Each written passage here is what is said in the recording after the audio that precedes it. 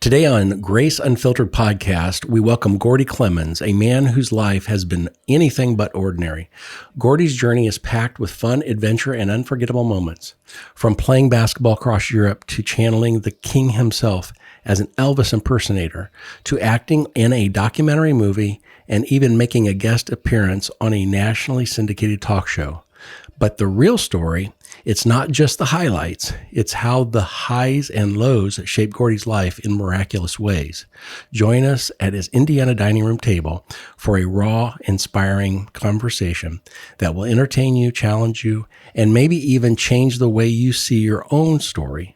This is Grace Unfiltered, Your Life, Your Legacy, where real life gets real good.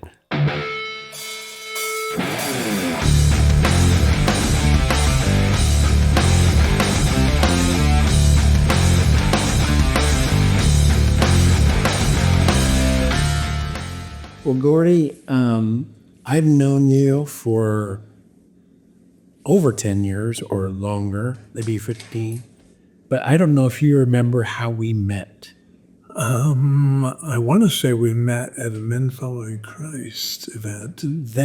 Or through basketball again. I think we met, or I should say we were reintroduced, I think through Bob Shear.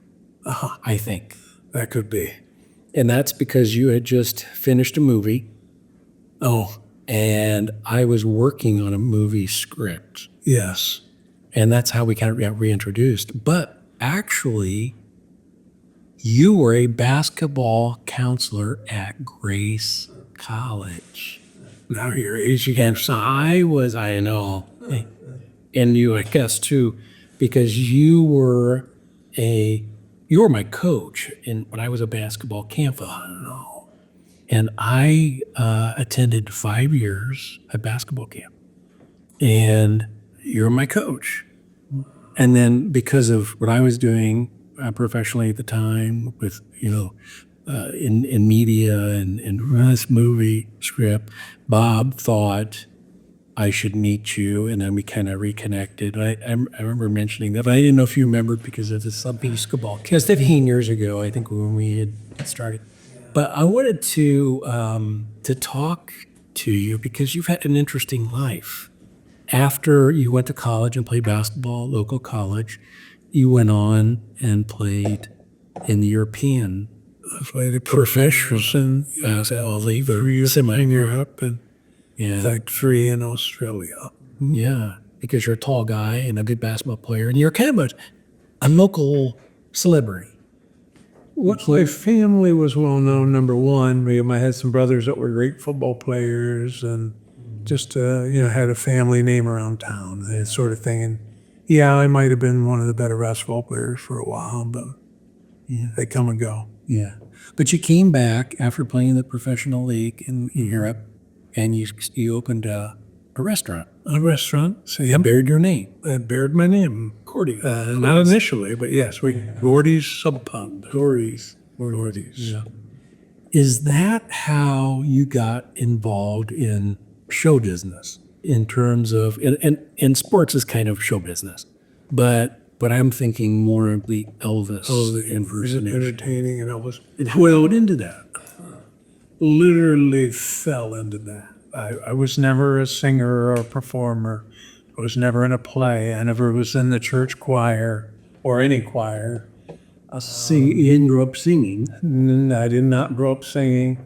But having a restaurant with a bar associated with it, we fell into the karaoke. So that's how it started. Yeah, I wondered. It was all through that, and even then, late at night, the karaoke guy would say, "Are you going to try a song now when everybody's gone?" I said, "I'll sing one, whatever."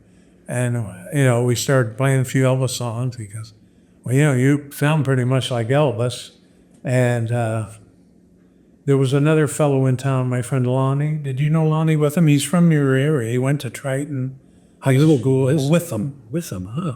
Yeah. A lot of birthday. A lot of Withams. But anyway, Lonnie was the karaoke king around our county. And somehow, some way, some people begged us to come to the Moose Lodge in Warsaw and put on a show ourselves. just because Lonnie was a great singer, and they thought I could make them laugh or something. And that's how that old business started. And for 22 years, we probably did 1,000 shows, and I'm not exaggerating. It was a lot. And we never called one time to say, hey, can we play at your place? It was all people coming to us because of the word of mouth and what they heard. They had fun somewhere else. So it was kind of neat. So it really did. It was grown from the Gordys, Yes. and it was Sub Pub, right? Gordy's Pub, yes. Sub Pub. I haven't heard name yet. Yeah, and I remember, if I remember right, you had the pizza upstairs, and then down below, you had the karaoke. Well, yeah, area. And that's when we moved. Originally, I was at the downtown location. Okay. And was very successful there. Yeah, we had 2 locations at one point. Well, Or did one just go to?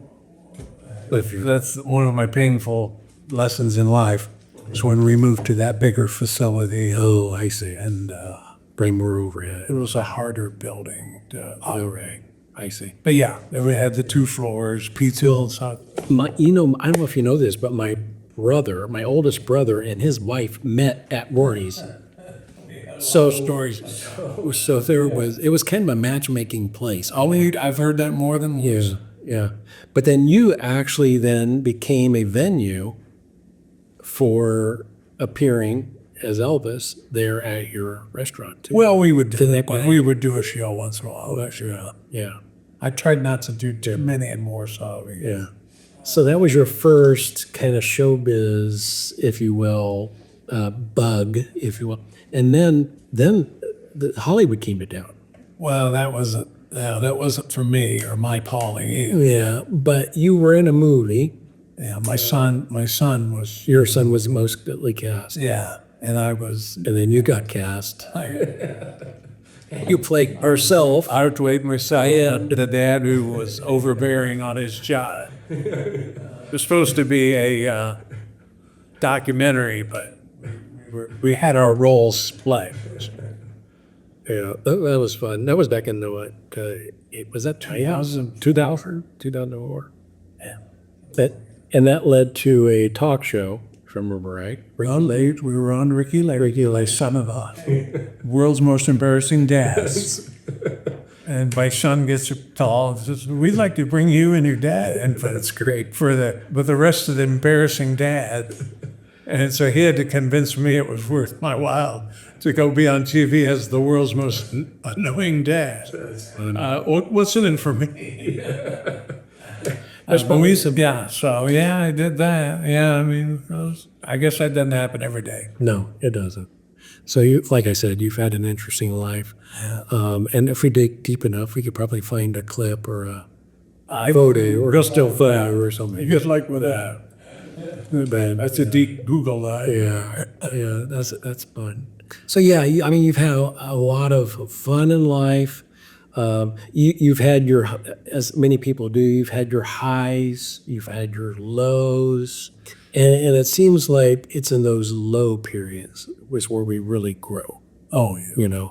When we're at the top of the mountain, we're like Superman, right? I'm sure you felt like agree. Yeah, we're a little bit of an invincibility. Yeah. So and oh man, look at me. Instead of woe is me, it's look at me. I've been in both those seats.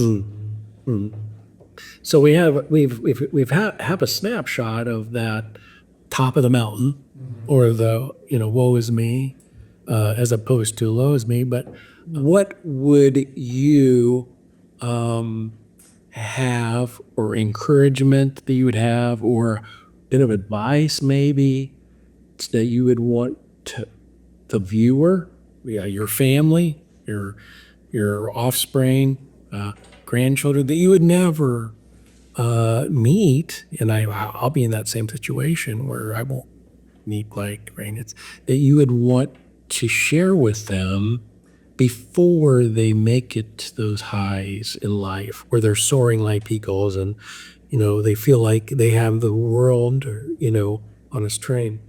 Is there anything or lessons before they to prepare them for those high points?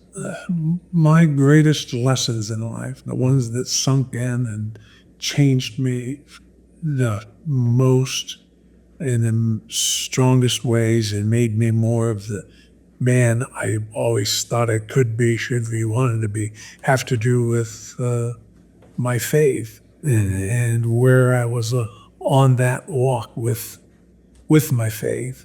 It's the world. It doesn't matter. They talk about how hard it is to live in today's world with social media and all of that. But growing up in the 70s and 80s was no different than people that grew up in the 20s and 30s. Other than, life struggles, even 2,000 years ago in Christ's time, there were people that saw Christ, witnessed his miracles, and still couldn't bring themselves to believe of what they saw and what they heard. Because the world and everybody around them told them it wasn't so. Yeah. And They're busy doing their own thing. they're busy doing their own thing. Yeah. And it was that way then, and it's this way now. That's no different. And it comes down to you and your heart. So if I were giving advice, it wouldn't be to a group of persons. I like to give it to one person. Yeah. If one person hears this and says, I can relate to that, well, then that's great, because I've had those things where I've related to someone else's journey, and that's helped me in mine. And it would be you just don't expect yourself to be perfect, number one, because you can't. You never will be. I want to be Christ-like. Well, we fall short of that no matter how good we are. And yet, I've some of my falls, we all like to think, oh, my sins are the worst, Nobody's done what I've done. And, I have some deep scars that are with me from poor decisions in my life. But through those poor decisions and the incredible pains, misery, and depression that comes with it is the opportunity for grace. And I have, as much as any Christian that's walking the earth has been granted the grace of Christ, as much as anyone, which is we all have it. I don't earn it any more than you or than us or the next fellow. It's there for all of us to enjoy. And sometimes you reach the lowest point of your life if you just reach to your faith, because that's where the answers are. It's not going to be in another book or another. It's you. It's you and your faith in Christ, and reading His Word and taking it to heart. Maybe looking at. I like to go to the foot of the cross. My most comfortable place is sitting in front of a crucifix at the foot, staring at His eyes, and just feeling the mercy and grace and forgiveness of that cross pouring over me, and I need it. And two of the biggest things in my life came in a little chapel at that crucifix with my mind, my body, everything crushed beyond what you would all repair. Like, I think I should just end my life type stuff. Right? I've been there where I thought that might be my best alternative. And thank goodness I had an open mind and an open heart where I could hear Jesus and I could feel Jesus, and I let Him in. And it wasn't Him staying away from me. It was me being the hindrance to letting Him in. And once you do that, and you've known His grace at a level that's incomprehensible to you, and that's my story, and everybody, you can talk to many, many believers, and they'll all say, well, I know that I know that I know because I've seen my miracles. I like to call them my miracle. These are mine. This is what saved my life, and this is how Christ revealed Himself to me and brought me to who He wanted me to be. And would I've liked to have figured that out easier and had been smarter about it and had made better choices and not even been in those situations? Yes. But I can look at you in the eye today and say I wouldn't change them because of the depth of what that grace has done to me and changed me more than I would be changed if I was just good on my own. I mean, I'm a sinner saved by grace, and that's literal for me. You know, Gordy, I really appreciate that heartfelt humility and how, I mean, you're speaking grace certainly as someone who has truly received God's grace and understands that that's where our hope lies. yes.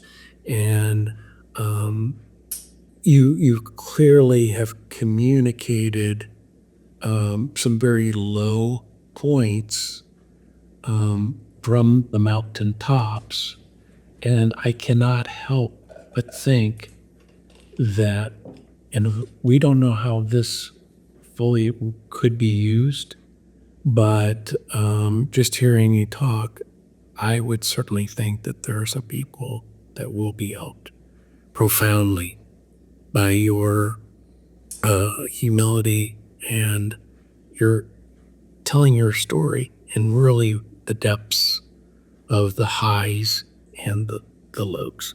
Well, that would be certainly my hope and prayer that it wasn't, that would make it that it wasn't all about me. It actually helped one other person. It didn't have to be, I don't have to wake up 1,000 people and change their lives. If one soul would benefit from hearing my simple story and how grace absolutely changed and transformed me, and just the words come alive: hope, love, truth, peace. And it's so, it's no easier today than it was 2,000 years ago. You give everything to say, I am a follower of Christ, because he doesn't promise you the silky, easy path. He promises you that he'll always be with you. You'll always have his love and grace and strength when you need it. And it's certainly been true in my case. And I live in my own little world here of medical issues and this and that, and my own little sufferings. And now I kind of understand what Paul talked about, the thorn in his side. But all for the grace of God. You know, he didn't pray to have it removed. He understood it's there to keep him where he needed to be. Yeah. And to keep him humble. To keep him humble. Yeah. I mean, Paul couldn't brag about much because he lived a pretty despicable life. Yet God. The guy that was changed. Oh, for sure. And God used him mightily. And I certainly think that this could be used in a mighty way. I think of people that are operating outside the universe that God has created, thinking that they can do better or know more. And as you mentioned, there really is nothing new from the past to today. It reminds me of Ecclesiastes, where there's nothing new under the sun. We just have more technology. But with the technology, it creates a lot of depression and you hear about social media, how depressed people are. So there are a lot of people that are listening right now, I believe, can relate, if nothing else, through the social media depression that they're experiencing. It doesn't have to be health problems. It can just be living life on social media, that they'll be encouraged. But I just want to thank you again for your transparency, for talking about the highs, talking about the lows, and more importantly, the grace of God. And that's really where our hope is. And when we see God's grace best shown on the cross, as you mentioned, we can have hope. Absolutely. For the future. And so thank you, Gordy. Appreciate it so much. Appreciate the opportunity. And appreciate your friendship so much. Always, brother. Good man. Thank you, yeah. what one thing did you learn from your dad? What did you learn from your mom that is always with you, that the generations to come they can also learn from?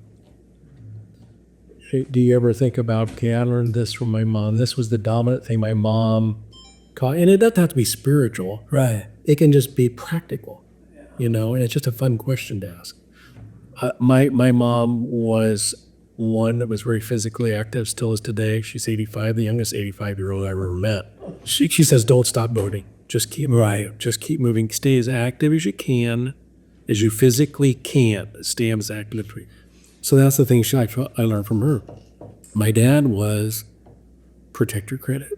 Always guard and build your credit. Because if you don't have good credit, you're going to be hamstrung in life. And he said, and I'm not going to really borrow any money. I'm not going to co-sign any. So, and I understood that because he was trying to acquire land and, keep up with the farming thing. So credit was so important to him. And he made it very clear that I'm not going to co-sign. So, no, I'm not being mean. I'm just telling you because So those were the two things. One was financial, one was more physical. Right. So if anything comes to your mind, whether it's physical, physical, financial, or spiritual, or whatever that you want to share, you learned from your parents. Well, with my mother, she was an amazing woman. I would say I would carry more memories and motivations from her. Okay.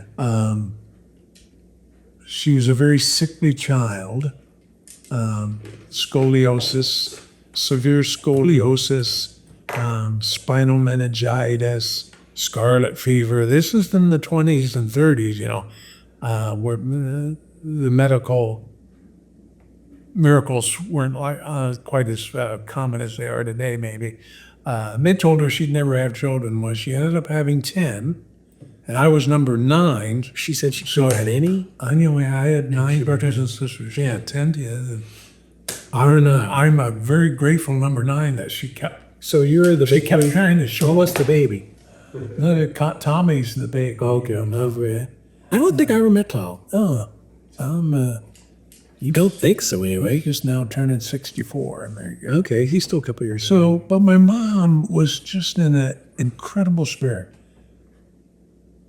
6 of those kids were born in a 7.5-year stretch. So that 2 of them were born in the same calendar year.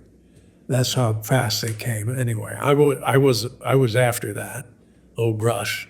But my mom, her spirit was always joy. Her everything. She had her moments of stress and anger, but with 7 sons. But it was the smiles, the joy, the jokes. She had a wonderful sense of humor. She was, she was just love personified. Loved everyone, all 10 of us the exact same. No, there was no favoritism. It was like, where did she get all that love to spread to 10 kids? She just exuded love and joy and happiness. That's what I carry from my mom. It's what I remember. It's what I cherish and love. Now, Dad, I lost him 20 years earlier than I did my mom.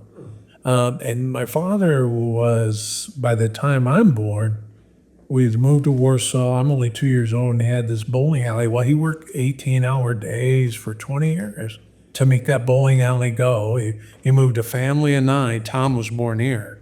Family of 9 with no money, been fired from his sales job in Ohio, and buys this old rundown, dilapidated bowling alley and build it into something. The one over by Bueno Avenue? No, that's the one on Market Street there. Or that's what I meant. Yeah, Market Street. Yeah, sure, yeah. And Holiday Lanes. Okay. And so what I would learn from my dad would be about hard work. Nothing comes easy, nothing comes free. If you want something, work hard for it, whether it's sports, whether it's, your job. He wanted all of us to go to college if he could. He kind of bamboozled and had to work his way. His mother died when he was 6, and he had 4 brothers. So his dad owned a tavern So picture a tavern in the 20s and 16. The tavern owner has 5 sons, all under the age of 8, as the wife dies. He never remarries, so he's raising kids and running a bar tavern. My dad was a bouncer when he was 15. Oh, wow. Big, strong kids, like football. So my dad was a huge, strong man. All these stories. My mom had a clipping when a circus bull escaped the circus in town. And the police, they were trying to round it up, and Roger Clemens came out of nowhere and tackled it and held it down. The police but tied up. I mean, that was, so you had these stories of this big, strong man. That always impressed me, scared me a little bit. I was always kind of intimidated by my dad, but in the end, in his last years, when it's just what I really love about him and remember the most, he became really soft-hearted. Loved his grandkids. He came to my basketball games in college. They never saw me play one high school game or grade school game. I try to tell my kids and grandkids, no one came to watch basketball or sports in those days. Interesting. Right? I didn't, none of that for me. But he came to my college games and just showed a lot of, like that was my time to be Dad's favorite almost kind of. He wasn't having to work as hard and. So you're a beneficiary more of his time than your other brothers. Yeah, and they're all kind of grown and gone. Had started their families. So those would be the two things. But an interesting thing I'd learned about my father, we were churchgoers. Church was big, in the Catholic Church. And one thing interesting I learned years later that I never do, my sister had this. It's called a relic in the Catholic Church. It would be a piece of bone from a saint, like St. Peter, and they call it a relic, and it's treated with reverence, so to speak. Anyway, my oldest brother Dennis said, "Yeah, Dad was on fire for the Lord back in the 50s, early in his married life, just on fire." And would go to these places in Cincinnati, men's retreats and this and that. And I found it fascinating. It was something I never knew that he had because he was kind of hardcore Catholic, bus fart and have a beer, and you don't see Christ-like features exuding from the man because he had such a tough life. But to find out he loved the Lord and was, he had a hard life, man. He grew up without a mom. And fought his way through life to get where he was at, and just to know that, see that, amen, a special appreciation, and almost something that we shared because I'm on fire for the Lord. Yeah, ever since I've known you, man. And I know Don started a Med-Folly organization, and of course we would see each other there. Yeah, and I think another reason why you like Elvis too is he was known for singing a lot of spiritual. If people didn't know, he had more gospel out And than most. A lot of people don't know that. No, they don't. No, he had a dozen gospel. Love singing gospel, and I always proclaimed. I don't know how you can do that and not love your Savior. Yeah, I don't either because there's That's something. It's something inside. Yeah, it's much different than going from, let's say, popular music and country music. Right. When you go from popular music and then you get into a deep spiritual message, there has to be something there. Yeah. And I would agree with that. So, yeah, good question. What's that? Favorite Elvis song? Favorite Elvis song and favorite Elvis song to sing. So it's a 2-part question. My favorite Elvis song to sing would come down probably to Viva Las Vegas. Okay. Because I had a live version that was pretty peppy. Okay. My favorite song would probably be the one that always kind of touched my heart, was called Memories. Yeah. That was your favorite to hear him sing? Memories, yes. Okay. And I like singing it. He likes like you do. But yeah, he had a lot of them. I loved hearing him sing. I like the title of that song, Memories. That sounds really well. Pressed between the pages of my mind.